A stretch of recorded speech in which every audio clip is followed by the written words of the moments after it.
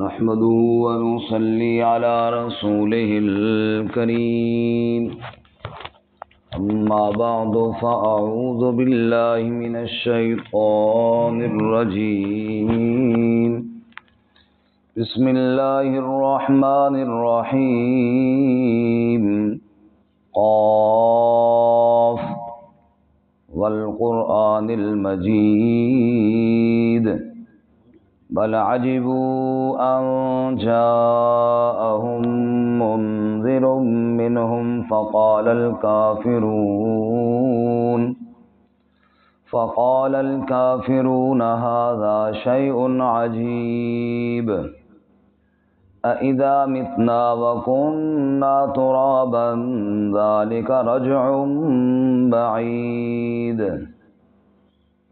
قد علمنا ما تنقص الأرض منهم وعندنا كتاب حفيظ بل كذبوا بالحق لما جاءهم فهم في أمر مريج قاف والقرآن المجید، قسم ہے اس قرآن کی جو عظمت والا ہے۔ بل عجبوا ان جاءہم منذر منہم، بلکہ تعجب کیا انہوں نے اس بات سے کہ آیا ان کے پاس ڈرانے والا انہی میں سے۔ فقال الکافرون ھذا شیء عجیب، پس کہا کافروں نے یہ بڑی عجیب شے ہے۔ اَإِذَا مِتْنَا وَكُنَّا تُرَابًا، کیا جب ہم مر جائیں گے اور مٹی ہو جائیں گے، ذَلِكَ رَجْعٌ بَعِيدٌ، یہ لوٹنا تو بڑے دور کی بات ہے۔ قَدْ عَلِمْنَا مَا تَنْقُصُ الْأَرْضُ مِنْهُمْ، یقیناً ہم جانتے ہیں جو کمی کرتی ہے زمین ان سے۔ وَعِندَنَا كِتَابٌ حَفِيظٌ، اور ہمارے پاس کتاب ہے حفاظت کرنے والی۔ بَلْ كَذَّبُوا بِالْحَقِّ لَمَّا جَاءَهُمْ، بلکہ جھٹلایا انہوں نے حق کو جب ان کے پاس آیا۔ فَهُمْ فِي أَمْرٍ مَرِيجٍ، پس وہ الجھے ہوئے معاملے میں پڑے ہوئے ہیں۔ سبحان ربک رب العزت عما یصفون وسلام علی المرسلین والحمد للہ رب العالمین۔ اللہم صل علی محمد وعلی آل محمد كما صليت على إبراهيم وعلى آل إبراهيم إنك حميد مجيد۔ اللهم بارك على محمد وعلى آل محمد كما باركت على إبراهيم وعلى آل إبراهيم إنك حميد مجيد۔ معزز سامعین، سورہ قاف کی ابتدائی 5 آیات تلاوت کی ہیں۔ اللہ رب العزت ان کے مطابق صحیح بیان کی توفیق عطا فرمائے اور ہمیں قرآن و سنت پر عمل کرنے کی توفیق عطا فرمائے۔ اس سے قبل سورۃ الحجرات مکمل ہوئی۔ اصلاح معاشرہ کے قوانین اور منافقین کی باتوں کا رد سورۃ الحجرات میں فرمایا گیا۔ اب سورۃ قاف ہے، اس کے بعد سورۃ ذاریات ہے، اس کے بعد سورۃ طور ہے، سورۃ نجم ہے۔ تقریباً ان صورتوں میں قیامت کا موضوع ہے۔ اس سے پہلے سورۃ ذاریات سے پہلے جہاد کا موضوع تھا، اس سے پہلے حوامیم میں توحید باری تعالیٰ کا بیان تھا۔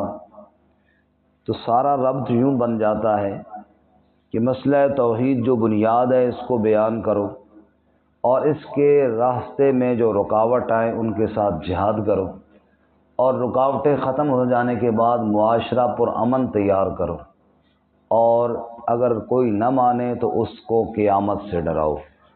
کیونکہ قیامت کا عقیدہ یہ وہ عقیدہ ہے جو انسان کو کنٹرول کرنے والا ہے۔ مثال کے طور پہ جتنے بھی اصول سورہ حجرات میں بیان ہوئے ہیں ان پر عمل تبھی ہو سکتا ہے جب قیامت کا عقیدہ ہو۔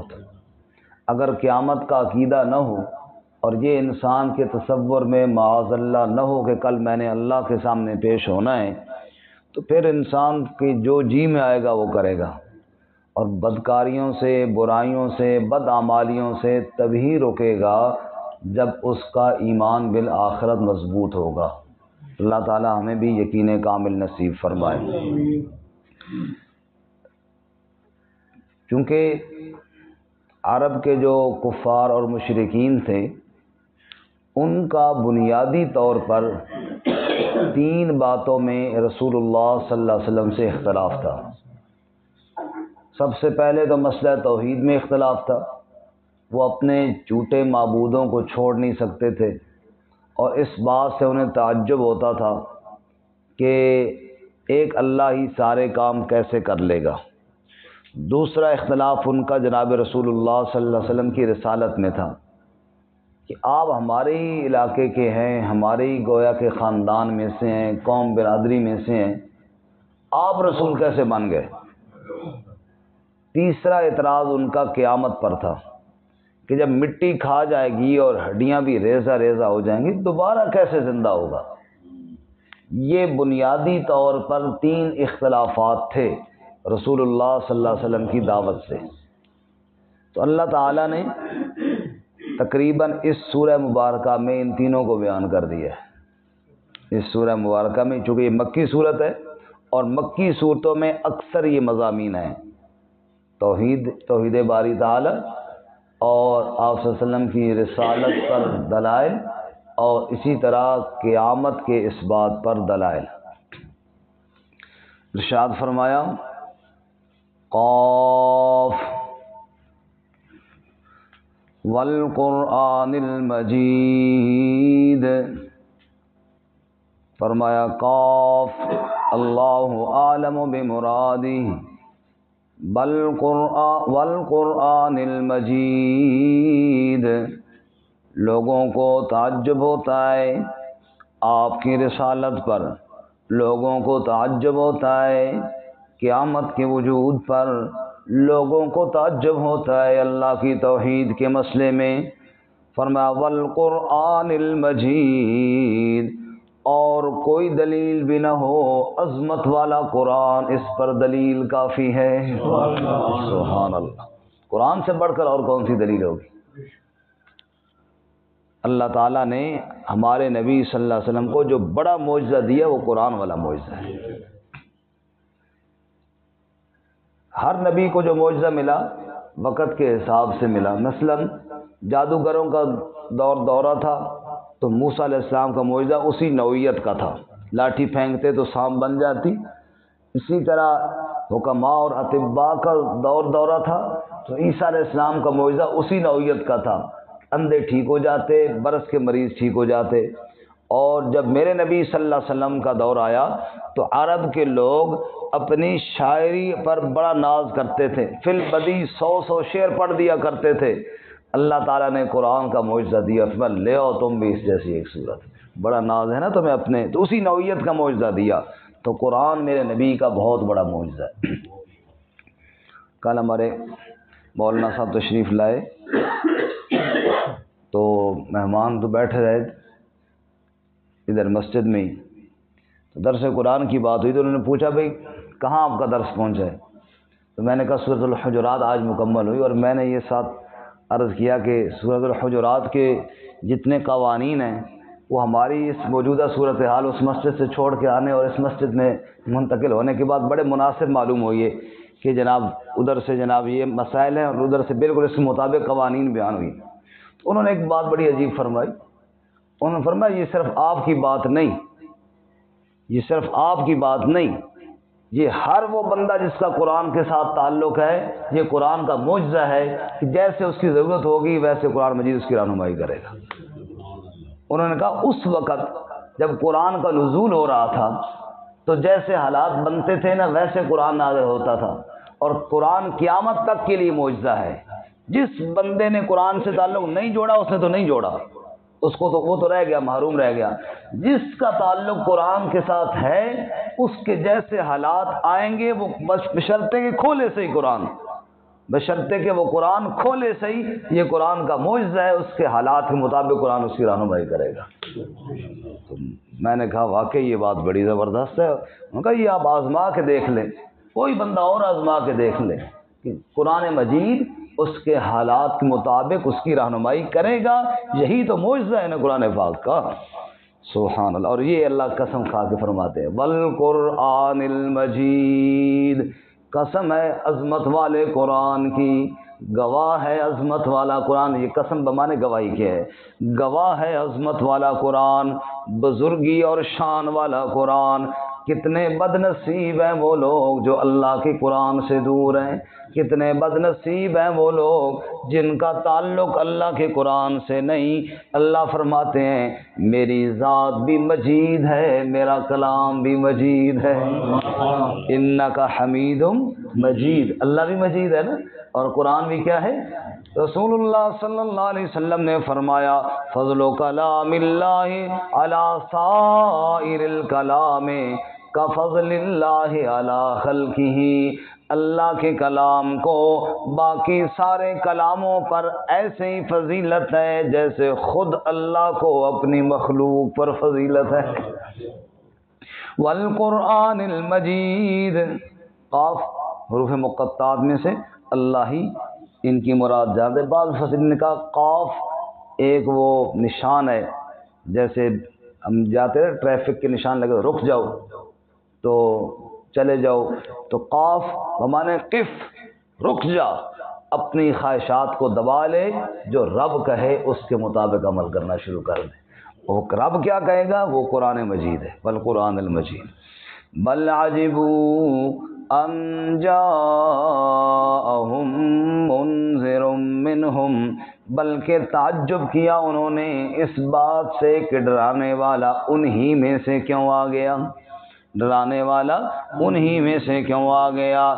ایک ہی خاندان ہے، ایک ہی قبیلہ ہے، ایک ہی علاقہ ہے، محمد مصطفیٰ صلی اللہ علیہ وسلم نبی کیسے بن گئے اور یہ کیسے رہ گئے، اس بات سے انہیں تعجب ہوتا ہے۔ حالانکہ وہ یہ غور نہیں کرتے اللہ جس کو چاہتا ہے نبی بنا دیتا ہے۔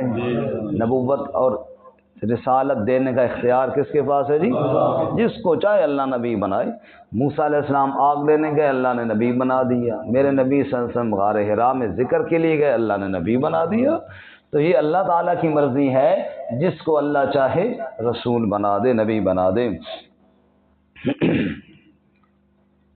اور یہ تصور بڑا عجیب ہے کہ انسان بشر رسول کیسے بن گیا۔ قرآن مجید نے کئی جگہ یہ بات کہی، مثلا 15ویں پارے میں ہے، اللہ فرماتے ہیں وَمَا مَنَعَ النَّاسَ أَن يُؤْمِنُوا إِذْ جَاءَهُمُ الْهُدَىٰ إِلَّا أَن قَالُوا أَبَعَثَ اللَّهُ بَشَرًا رَّسُولًا۔ اکثر لوگوں نے اس وجہ سے انکار کر دیا، انہوں نے کہا اللہ نے بشر کو رسول کیسے بنا دیا۔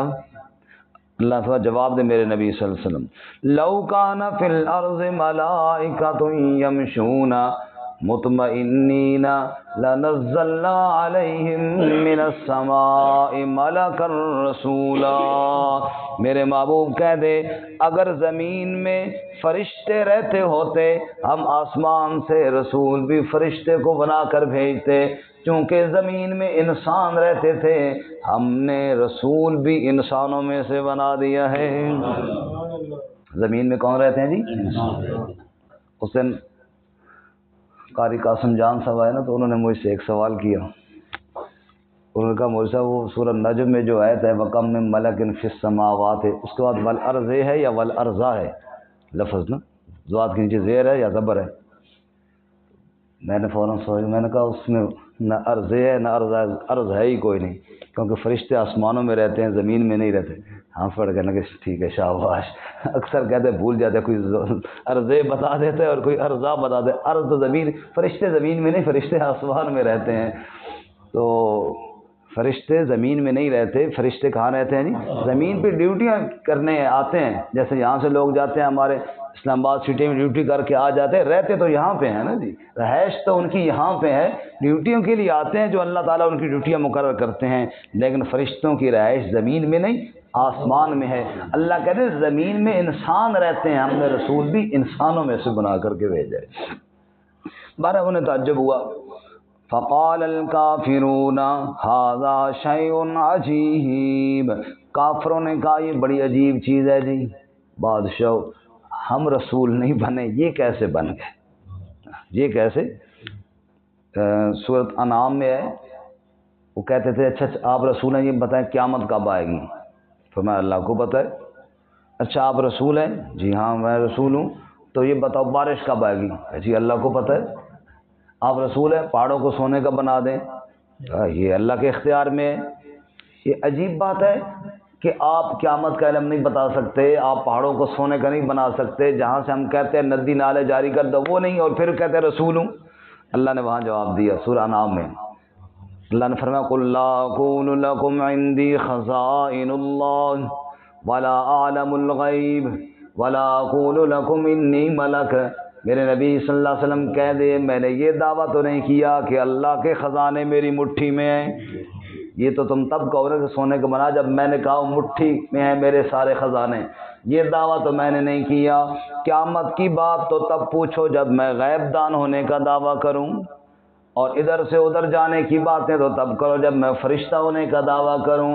میں نے تو یہ کوئی دعویٰ نہیں کیا کہ اللہ کے خزانے میری مٹھی میں ہیں، میں نے کوئی دعویٰ نہیں کیا کہ میں عالم الغیب ہوں، میں نے کوئی دعویٰ نہیں کیا کہ میں فرشتہ ہوں۔ پھر وہ کہنے لگے پھر فرق کیا ہوا ہمارے اور تمہارے درمیان؟ حضور نے فرمایا ان اتبع الا ما یوحى الی، فرق یہ ہے میری طرف اللہ کی وحی آتی ہے، تمہاری طرف وحی کوئی نہیں آتی۔ قل هل يستوي الاعمى والبصير، کہہ دے میرے محبوب اندھا اور دیکھنے والا برابر، یہ فرق ہے نا، تم نابینے ہو میں محمد بینا ہوں، تم نہیں دیکھتے میں وحی کی آنکھوں سے دیکھتا ہوں، یہ اتنا بڑا فرق ہے۔ افلا تتفکرون، غور و فکر کیوں نہیں کرتے ہو اس بات میں؟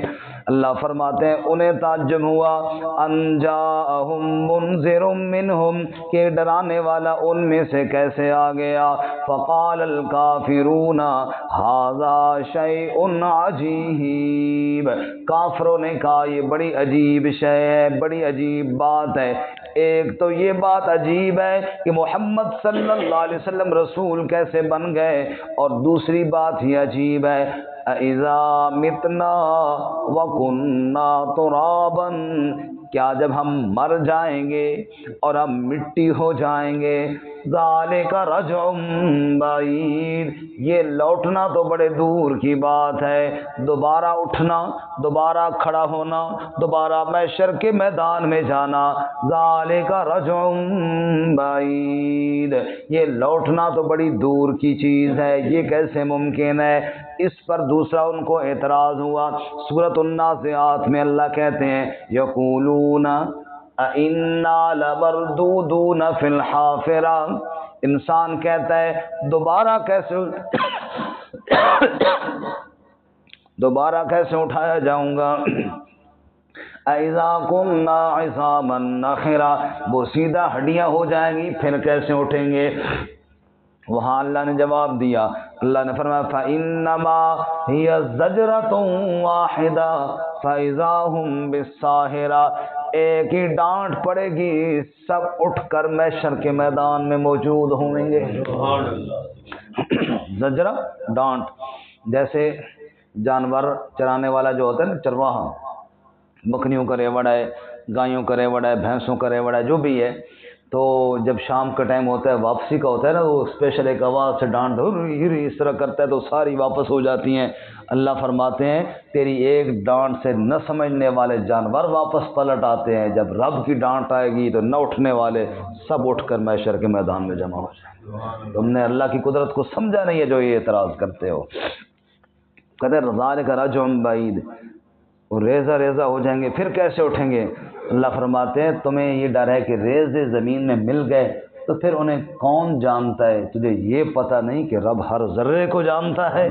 قد علمنا ما تنقص الارض منہم، یقیناً ہم جانتے ہیں جو زمین کمی کرتی ہے ان سے، جو بدن کا حصہ کم ہو کر مٹی میں مل گیا اسے تو نہیں جانتا، اللہ اس کو ضرور جانتا ہے۔ وَعِندَنَا کتاب حفیظ، ہمارے پاس ایک محفوظ کتاب ہے لوح محفوظ کی، جس میں ہر ذرہ لکھا ہوا ہے، جس میں ہر چیز موجود ہے، کوئی چیز آگے پیچھے نہیں ہوتی، سب اللہ کے علم میں موجود ہے، وہ ہے کتاب حفیظ۔ بل کذبوا بالحق لما جاءہم، اللہ فرماتے ہیں یہ تعجب کی باتیں نہیں، اصل بات یہ ہے انہوں نے حق کو جھٹلایا جب حق ان کے پاس آیا۔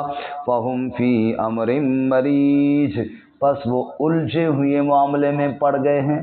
قرآن کی تو سیدھی سیدھی باتیں ہیں، اور قرآن مجید کی باتیں نہیں مانیں گے تو الجھی ہوئی ڈور جیسے کوئی سرا نہیں ملتا، پھر ایسے ہی چکروں میں پڑیں گے، جی یہ کیسے ہوگا اور وہ کیسے ہوگا اور فلاں کیسے ہوگا اور فلاں کیسے ہوگا، کوئی کنارہ ان کو نہیں ملے گا۔ اللہ تعالیٰ فرماتے ہیں کنارہ چاہتے ہو تو قرآن کے قریب آ جاؤ، عظمت والا کلام ہے، رب کا کلام ہے۔ اللہ تعالیٰ میں عمل کی توفیق عطا فرمائے۔